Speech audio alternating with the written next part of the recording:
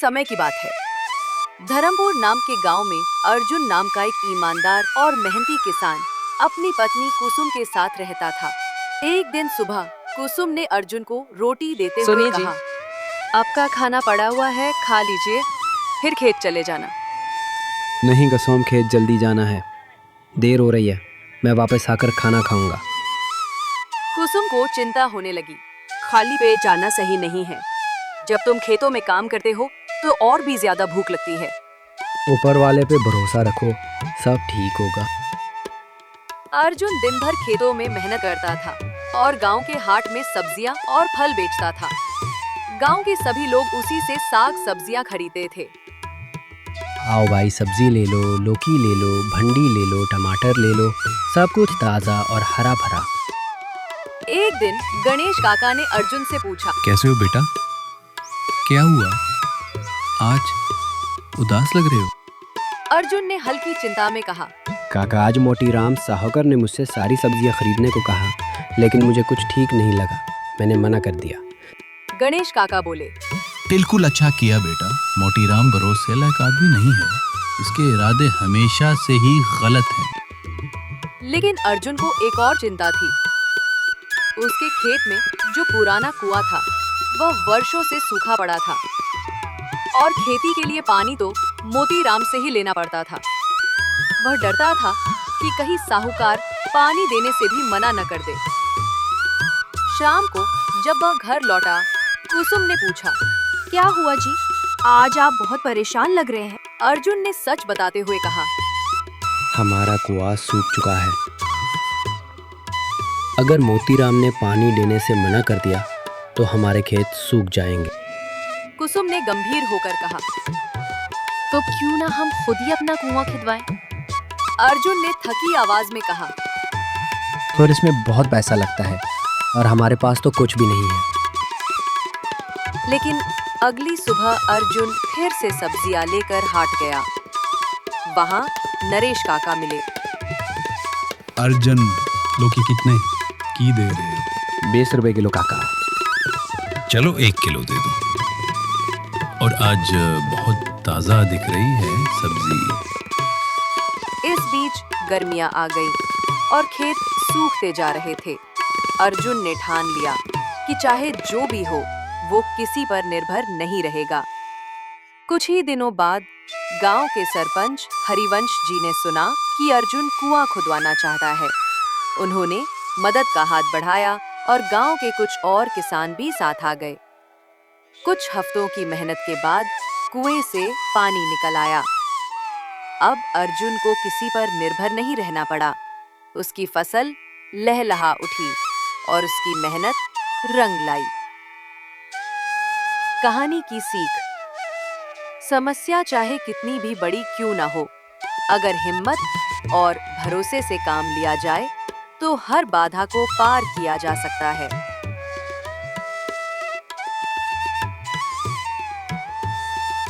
बहुत समय पहले की बात है। उत्तर प्रदेश के एक हरे भरे गांव धौलागढ़ में रघुवीर नाम का एक मेहनती और ईमानदार किसान अपने छोटे से परिवार के साथ रहता था। उसके परिवार में उसकी पत्नी गौरी, बूढ़ी माँ धनवंती और एक 10 साल का प्यारा बेटा गोपाल था। रघुवीर के पास थोड़ी सी पुश्तैनी जमीन थी जिस पर वो कठिन मेहनत करके खेती करता था।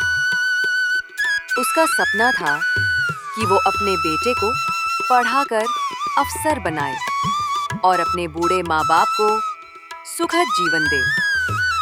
लेकिन हालात बहुत कठिन थे।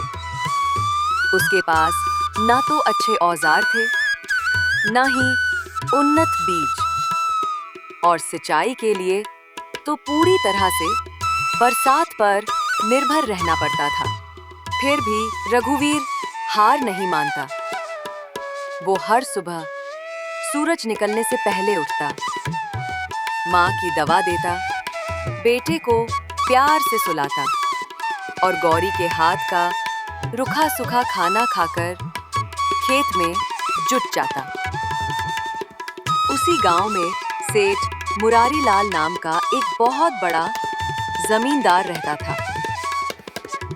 बाहर से देखने पर वो सज्जन लगता था, लेकिन अंदर से बहुत ही लालची और चालाक था। वो गांव के गरीब किसानों को ऊंचे ब्याज पर कर्ज देता और फिर उनकी जमीनें हड़प लेता। एक साल गांव में भयंकर सूखा पड़ा। कई महीनों तक बादल दिखे तक नहीं। तालाब सूख गए, जानवर मरने लगे और लोगों के घरों में चूल्हे बंद हो गए।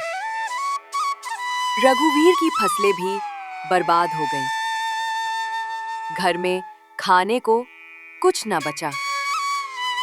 गौरी, घर में अनाज खत्म हो गया है। गोपाल को भूखा देखकर मन टूट जाता है। हमें कुछ करना ही होगा। रघुवीर ने गंभीर स्वर में कहा। सेठ मुरारी लाल से कर्जा लेने के अलावा और कोई रास्ता नहीं है। गौरी ने आंखों में चिंता लिए उत्तर दिया। नहीं, वो आदमी किसी की भलाई नहीं चाहता। वो सब गांव वालों के साथ धोखा करता है। लेकिन मजबूरी थी। अगले दिन रघुवीर दिल थामकर सेठ मुरारी लाल के हवेली नुमा बंगले में पहुंचा। और रघुवीर, लगता है इस साल फसल ने साथ नहीं दिया। सेठ ने शातिर मुस्कान के साथ कहा। सेठ जी, कुछ बीज और अनाज चाहिए, अगली फसल में लौटा दूंगा। रघुवीर ने झुके सिर से कहा। लेकिन इसके लिए तुम्हें कुछ गिरवी रखना होगा, तुम्हारी जमीन। रघुवीर के चेहरे का रंग उड़ गया, लेकिन बेटे की भूख और माँ की बीमारी उसे मजबूर कर रही थी। उसने दस्तखत कर दिए। गौरी ने बीज संभाल कर रखे। अगले ही दिन से रघुवीर ने खेतों में जान झोंक दी। जैसे जैसे समय बीतता गया, गांव में बारिश होने लगी। खेतों में हरियाली लौट आई, मेहनत रंग लाई। इस बार रघुवीर की फसल लाजवाब हुई। उसकी मेहनत और उम्मीद ने जैसे जमीन को चमत्कारी बना दिया। फसल काटने के बाद उसने अनाज को मंडी में बेचकर अच्छा पैसा कमाया और बिना देर किए सेठ मुरारी लाल के पास पहुंच गया। सेठ जी, ये लीजिए आपका कर्ज। अब मेरी ज़मीन मुझे दे दीजिए। ये तो बहुत कम है, वक्त पर कर्ज ना लौटाने पर 25% ब्याज और बढ़ चुका है। अब तुम्हारी ज़मीन मेरी हो गई। पर आपने तो कोई वक्त नहीं लिखा था। रघुवीर ने विरोध किया। कागज में लिखा है, कानून भी मेरे साथ है और ताकत भी। सेठ हंसा गुस्से में। अपमानित होकर रघुवीर और गौरी गांव लौटे और सारी बात पंचायत व किसानों को बताई। एकता का चमत्कार। गांव में आक्रोश फैल गया। सभी किसान इकट्ठा हुए। बिसेसर, हरिया, भगतू और अन्य बुजुर्ग किसान बोले, अगर आज हम चुप रहे तो कल हम सबकी जमीनें चली जाएंगी।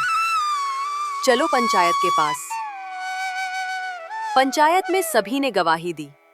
दस्तखत के कागज को ध्यान से देखा गया। वहां कोई तारीख नहीं थी। सेठ की चाल सबके सामने खुल गई। पंचायत ने फैसला सुनाया, रघुवीर की जमीन उसे वापस मिलेगी। सेठ मुरारी लाल गांव के किसी किसान को अब कर्ज नहीं दे सकेगा। नई सुबह रघुवीर की आंखों में आंसू थे, लेकिन वह खुशी के थे। अब रघुवीर न सिर्फ एक किसान था, बल्कि गांव का एक नायक बन चुका था। लोग उसके पास सलाह लेने आते थे और उसने प्रण लिया कि वह दूसरों को सेठ जैसे लोगों का शिकार नहीं बनने देगा।